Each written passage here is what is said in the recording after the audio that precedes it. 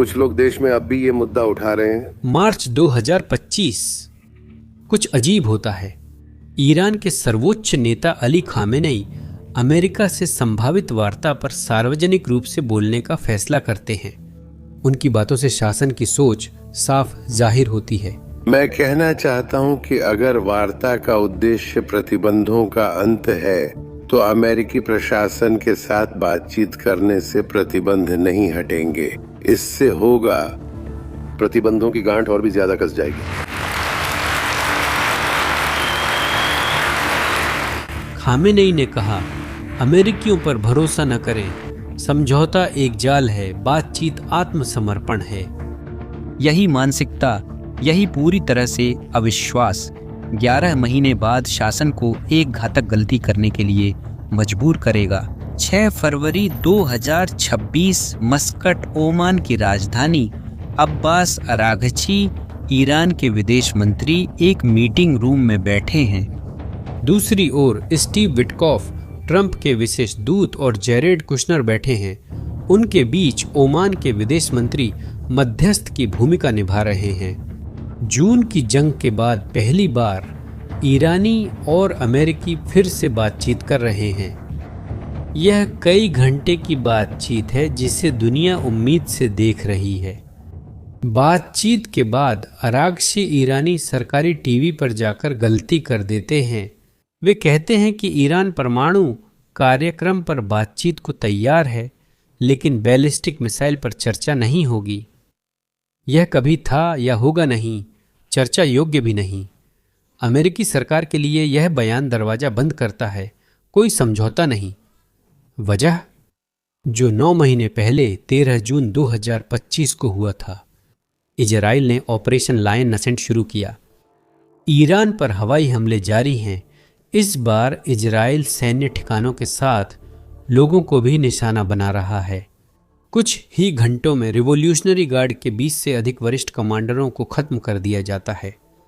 इनमें शामिल हैं general Mohammad Bagheri, chief of staff general Hossein Salami, revolutionary guard के commander general Amir Ali Hajizade, वह व्यक्ति जिसने ईरानी मिसाइल कार्यक्रम बनाया। ईरान की सैन्य नेतृत्व मारी गई। इसके जवाब में ईरान ने इजराइल पर सैकड़ों बैलिस्टिक मिसाइलें दागी। पहली बार वे रक्षा प्रणाली को भेद कर असली नुकसान पहुंचाते हैं। अमेरिकी इसे देखकर युद्ध में शामिल होने का फैसला करते हैं। 22 जून 2025 operation midnight hammer. 7 B-2 spirit bombers Missouri से उड़कर 37 घंटे में कई बार हवा में ईंधन लेते हुए सीधे ईरान पहुंचते हैं। हर एक में गाइडेड बॉम्ब यूनिट 55 बम होते हैं।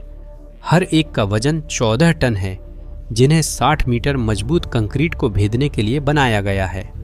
लक्ष्य फोर्डो, नथांज और इस्फहान ईरान की 3 मुख्य परमाणु सुविधाएं जो पहाड़ों की गहराई में बनाई गई हैं ताकि वे अजेय रहें। दशकों की परमाणु मेहनत मिनटों में खत्म हो जाती है। फिर 24 जून को ट्रंप युद्ध विराम घोषित करते हैं और 12 दिन की जंग खत्म हो जाती है। 9 महीने बाद फरवरी 2026 में ईरान सैन्य रूप से कमजोर होकर वार्ता में लौटता है। उसकी नेतृत्व क्षमता व परमाणु कार्यक्रम नष्ट हो चुके हैं, लेकिन शासन को कुछ अहम समझ आ गया है। बैलिस्टिक मिसाइलें काम आईं। उन 12 दिनों के दौरान उन्होंने इजरायली रक्षा प्रणाली को भेद दिया।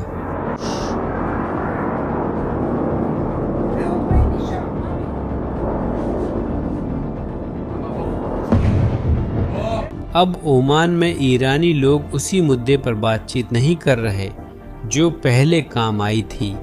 उनके लिए मिसाइलें ही जीवन बीमा हैं। ट्रंप प्रेस कॉन्फ्रेंस में अमेरिकी स्थिति साफ करते हैं।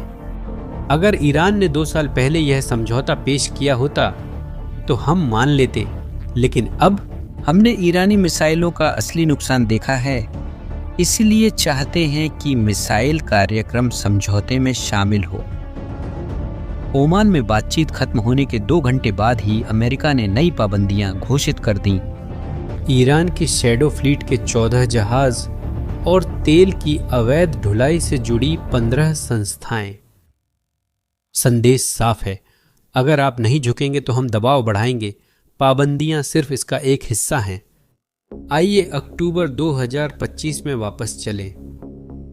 आयांदेह बैंक, जो ईरान के सबसे बड़े निजी बैंकों में से एक है, ढह जाता है। 5 अरब डॉलर खराब कर्जों में खो गए जो शासन से जुड़े प्रोजेक्ट्स को दिए गए थे। बैंक ने ऊंचे ब्याज दरों से जमाकर्ताओं को आकर्षित किया। एक सरकारी निरीक्षक ने इसे पोंजी स्कीम बताया। इसके टूटने पर हजारों ईरानी परिवारों ने सब कुछ गंवा दिया। सेंट्रल बैंक ने घाटा भरने के लिए आपातकालीन पैसे छापे। नतीजा, मुद्रा सस्ती हो जाती है।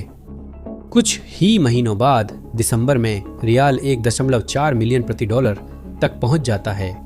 मुद्रास्फीति बढ़ जाती है, खाने की कीमतें आसमान छूने लगती हैं, सड़कों पर विरोध प्रदर्शन शुरू हो जाते हैं और फिर आता है सबसे खुलासा करने वाला पल। I agree with you. We're at the beginning of the boom. I yield back 2 seconds. 5 February 2026, Washington DC. Treasury सचिव स्कॉट बेसेंट सीनेट बैंकिंग समिति के सामने गवाही दे रहे हैं। वह ठंडे अंदाज में अमेरिकी रणनीति समझाते हैं। कहते हैं, उन्होंने ईरान में डॉलर की कृत्रिम कमी पैदा की है। नतीजा यह हुआ कि आयंदेह बैंक टूट गया, भगदड़ मची, पैसे बेतहाशा छापे गए और मुद्रा गिर गई। और फिर बेसेंट कुछ असाधारण कहते हैं। अच्छी खबर यह है सीनटर कि हम देख रहे हैं कि ईरानी नेतृत्व पागलों की तरह देश से पैसा बाहर भेज रहा है। चूहे जहाज छोड़ रहे हैं। यह एक अच्छा संकेत है कि वे जानते हैं कि अंत निकट हो सकता है। अमेरिकी खुफिया एजेंसी इन ट्रांसफरों पर नजर रख रही है, देख रही है कि किस तरह से दौलत इधर उधर की जा रही है। शासन की एलीट अपने पैसे के साथ भाग रही है। जब एलीट भाग रही है, तब शासन हमला करने के लिए आगे बढ़ रहा है। 3 फरवरी 2026, हॉर्मुज जलमरुमध्य। ओमान में वार्ता से 3 दिन पहले रिवोल्यूशनरी गार्ड की 6 नौकाएं अमेरिकी तेल टैंकर स्टेना इंपेरेटिव को घेरती हैं, जिन पर .50 मशीन गनें लगी हैं। वे रेडियो पर कहते हैं, इंजन बंद करो और तलाशी को तैयार रहो। कैप्टन अनदेखा कर गति बढ़ाता है। यूएसएस मैकफॉल हवाई सुरक्षा के साथ पास आता है। नौकाएं लौट जाती हैं। उसी दिन एक अमेरिकी लड़ाकू विमान ने यूएसएस अब्राहम लिंकन के पास आए ईरानी ड्रोन को मार गिराया। ईरान इस जलडमरू मध्य को बंद करने के लिए दृढ़ था, जहां से दुनिया का 20% तेल गुजरता है। 2 दिन बाद संयुक्त राज्य अमेरिका के विदेश विभाग ने एक सुरक्षा चेतावनी जारी की। ईरान में हर अमेरिकी नागरिक को तुरंत देश छोड़ देना चाहिए। अगर आप नहीं जा सकते तो पानी, खाना, ईंधन जमा करें और आश्रय में रहें। एयरलाइंस उड़ानें रद्द कर रही हैं। इंटरनेट कभी भी बंद हो सकता है। अगर आपको जमीन के रास्ते भागना पड़े तो आर्मेनिया या तुर्की का इस्तेमाल करें। अब जरा सोचिए। ऐसी चेतावनी शांति के लिए नहीं, बल्कि युद्ध की तैयारी की भाषा है। और एक और संकेत है, ट्रंप प्रशासन फ्लोरिडा में ईरानी विपक्ष के नेताओं से मिल रहा है। अगर आपको मौजूदा शासन के टिकने की उम्मीद है तो आप युद्ध के बाद की सरकार की योजना नहीं बनाते। यह बिल्कुल स्पष्ट है कि वॉशिंगटन के पास एक प्लान बी है, और प्लान बी है शासन परिवर्तन। और बातचीत के तुरंत बाद एक साक्षात्कार में अरख्ती ने ईरानी धमकी को पूरी तरह से स्पष्ट कर दिया। उसने कहा, अगर अमेरिका हम पर हमला करता है तो हमारे पास अमेरिकी क्षेत्र पर हमला करने की क्षमता नहीं है। इसलिए हम क्षेत्र में अमेरिकी ठिकानों पर हमला करेंगे, जिससे पूरा क्षेत्र युद्ध में घिर जाएगा। यह एक वास्तविक धमकी है। इसी बीच दूसरी दौर की वार्ता तय हो गई है और सब कुछ यही संकेत देता है कि यह भी असफल होगी। आखिरकार ईरान पहले ही साफ कर चुका है कि वह अपने मिसाइलों पर कोई बातचीत नहीं करेगा। उन्हें पता है कि इनके बिना शासन गिर जाएगा।